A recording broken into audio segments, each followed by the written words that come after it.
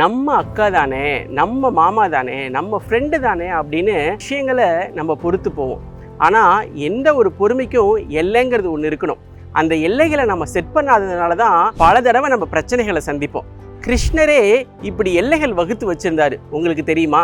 கிருஷ்ணருடைய தம்பி சிசுபாலன் கிருஷ்ணருக்கு தொல்லைகள் கொடுத்துக்கிட்டே இருந்தார்.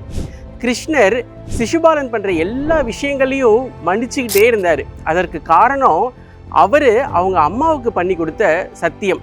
சிசுபாலர் செய்கிற 100 தவறுகளை நான் மன்னிப்பேன் அப்படின்னு கிருஷ்ணர் அவங்க அம்மாவுக்கு வாக்கு கொடுத்திருந்தாரு.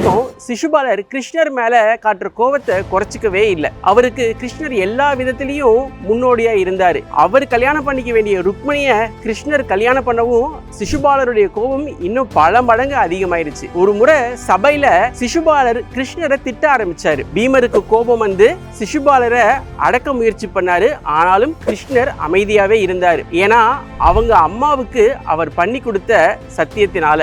சிசுபாலருடைய கோபம் எல்லாம் மீறிச்சு. அவருடைய தவறுகள் 100 தாண்டும் பொழுது கிருஷ்ணருடைய சுதர்சன சக்கரம் சிசுபாலர் மேல பாஞ்சுது. நம்மளை சுத்தி பொறாமை, வன்மம்னு நிறைய இருக்கு. அதுல இருந்து தப்பிக்க வழிகளும் இருக்கு. வழின்னு கமெண்ட் பண்ணுங்க. அதற்கான கைடை உங்களுக்கு அனுப்பி வைக்கிறேன். அதை நீங்க ஃபாலோ பண்ணாலே உங்க வாழ்க்கை ஒளிரும்.